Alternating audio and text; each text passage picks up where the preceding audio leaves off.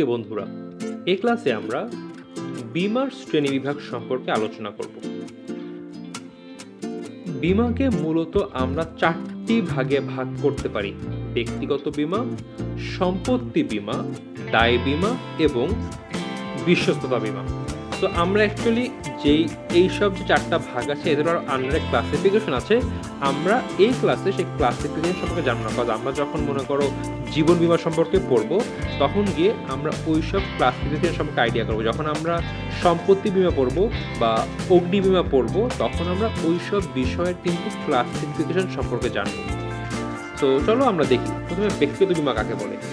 মানুষের জীবনকে ঘিরে যে সকল ঝুঁকি রয়েছে তা দূর করার জন্য যে সকল বীমা ব্যবসা রয়েছে তাকে ব্যক্তিগত বীমা বলে, বা বীমা পলিসি বলতে পারো রয়েছে তাকে ব্যক্তিগত বীমা বলে। অর্থাৎ একটা মানুষের বা ব্যক্তির জীবনকে ঘিরে যেই সকল ঝুঁকি রয়েছে, মৃত্যু হতে পারে, অসুস্থতা হতে পারে, পঙ্গুত্ব হতে পারে, বেকারত্ব হতে পারে, এই যে একটা মানব জীবন ঘিরে যেসব ঝুঁকির আবর্তন আছে বা আবর্তিত হয়েছে, এই ঝুঁকিটাকে দূর করার জন্য যেই সকল বীমা ব্যবসা বা বীমা সার্ভিস চালু আছে তাকেই ব্যক্তিগত বীমা বলে। অর্থাৎ এইটা হচ্ছিল মানুষের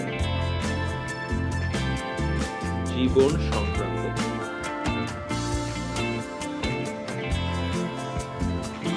কি আছে এর মধ্যে? জীবন বীমা। মানুষের জীবনের উপর সম্পাদিত বীমা চুক্তিতে জীবন বীমা বলে। একটা লোক নর্মাল মৃত্যু হবে কি হবে না দিনের মধ্যে বীমা করলাম, আমি বীমা করলাম, আমি আগামী 30 বছর চুক্তি একটা বীমা করবো, যদি এর মধ্যে আমি মারা যায় আমার পরিবার টাকা পাবে, অথবা 30 বছর শেষে আমাকে আমার টাকাটা আমাকে বীমা কোম্পানি দিয়ে দিবে। জীবন বীমা। ব্যক্তিগত দুর্ঘটনা বীমা। কোনো পার্টিকুলার দুর্ঘটনা যদি কোনো ব্যক্তি মারা গেলে বা ক্ষতি হলে সেই অর্থ প্রদান করার জন্য যে চুক্তি করা হয় তাকে বলা হয় ব্যক্তিগত দুর্ঘটনা বীমা। অন্য ব্যক্তিগত বীমা। অসুস্থতা। কোনো পার্টিকুলার অসুখে যদি কোনো ব্যক্তি অসুস্থ হয়ে যায় তার এগেইনস্টে যে বীমা করা হয় অসুস্থতা বীমা। কোনো রোগে অসুস্থ যদি চিকিৎসা বা হাসপাতালে ভর্তি হয়, হাসপাতালের চিকিৎসার খরচ মেটানোর জন্য যে বীমা করা হয় সেটাকে বলা হয় হাসপাতাল চিকিৎসা বীমা। দেখা যাবে ওই বাইরের দেশে যে আমরা দেখি বা আমাদের আত্মীয় যারা বাইরে আছে যে কিছু হলে আমার ইন্স্যুরেন্স করা আছে, সরকার টাকা দিয়ে দেয়, সেগুলো কিন্তু এই টাইপেরই বীমা। যে অসুস্থ হলে কী হবে, হাসপাতালে ভর্তি হলে কী হবে, সব ইন্স্যুরেন্স করা থাকলেই কিন্তু তখন ফ্রিতে সার্ভিস পাওয়া যায়। স্বাস্থ্য বীমা। স্বাস্থ্য খারাপ হলে কি হবে? বেকার বীমা। তো যদি বেকার হয়ে যায় কোনো সময় তখন আমি একটা আর্থিক সাহায্য পাবো, এর জন্য বীমা করা যায়। মাতৃমঙ্গল বীমা। এগুলো হলো বিভিন্ন টাইপের জীবন রিলেটেড বীমা।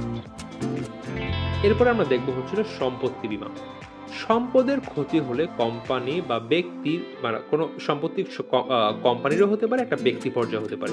তো এর ক্ষতিপূরণ দেবে আচ্ছা কোম্পানি, মানে বীমাকারী কোম্পানি। আচ্ছা, তো বীমাকারী আমি ভাবছি কোনো কোম্পানির কথা বলছে, যারা বীমা গ্রহীতা কোম্পানির কথা বলছে।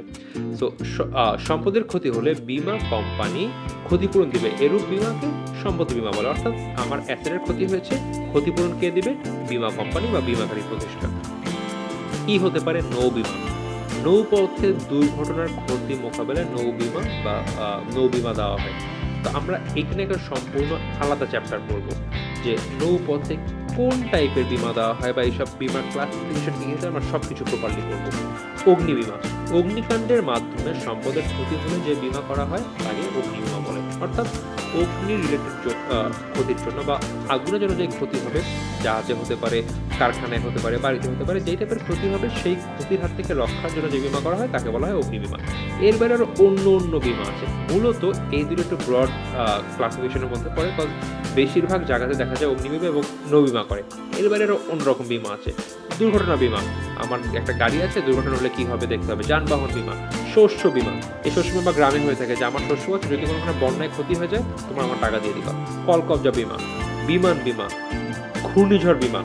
ঘূর্ণিঝড়ের ফলে কোনো একটা পার্টিকুলার এরিয়ার বা কোনো একটা কৃষকের ক্ষেতের সমস্যা হলো বা একটা বাড়ি উড়ে গেল গ্রামে, তখন এই আগে থেকে যদি নিয়ে যাওয়া থাকে যে ভাই যদি ঘূর্ণিঝড়ে আমার কোনো সমস্যা হয় তুমি আমাকে এই সম্পদের উপরে আমাকে ক্ষতিপূরণ দিবে, হতে পারে।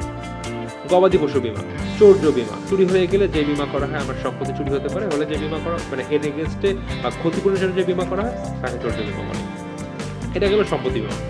এবার আমরা দেখবো দায় বীমা। দেখো, এক পক্ষের ঝুঁকিজনিত দায় বীমা চুক্তির মাধ্যমে বীমা কোম্পানির উপর ন্যস্ত করা হলে তাকে দায় বীমা বলে। একটু প্রপারলি বলছি, আমরা যদিও এটা নিয়ে আগামীতে আরো পড়বো, বাট এখন আমরা হালকা বুঝিয়ে নিই।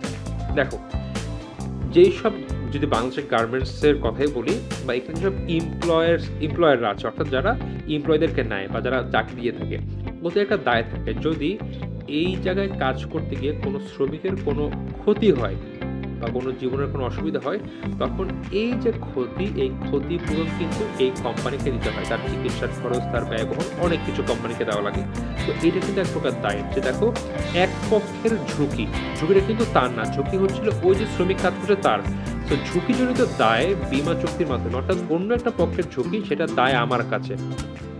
তো এইসবের জন্য বা এই যে ক্ষতি বা এরকম হাত থেকে বা আর্থিক ক্ষতি রক্ষা পাওয়ার জন্য যে চুক্তি করা হয় তাকে দায় বীমা বলে। অর্থাৎ এক পক্ষের ঝুঁকিজনিত দায় বীমা চুক্তির মাধ্যমে বীমা কোম্পানির উপর ন্যস্ত করা হলে তাকে দায় বীমা বলা হয়। দেখো কি কি আছে: নিয়োগকারী দায় বীমা, কর্মচারী বীমা, তৃতীয় পক্ষ বীমা, গণদায় বীমা, পেশাগত ক্ষতিপূরণ বীমা। দেখো কি হয়, এরকম অনেক পেশা আছে যেখানে চাকরি করতে গিয়ে একসময় শারীরিক রোগ হয় বা অসুস্থ হতে পারে, হয়তো বা কোনো একটা জায়গায়, এমন একটা জায়গায় হয়তো বা কোনো নিউক্লিয়ার প্ল্যান্টে কাজ করছে মানুষ। এখন এই জায়গায় কাজ করার ফলে কিন্তু অনেকেরই অনেক সময় রোগ হয়, কারণ এটার ধারে কাছে এটা একটা এটা কি বলে, একদম ইফেক্ট করে এই ৭৫টা নিউক্লিয়ারটা। তো এইখানে যারা কাজ করে ওদের কিন্তু অনেক রকম ক্ষতি হতে পারে বা অসুস্থ হতে পারে বা রোগ হতে পারে।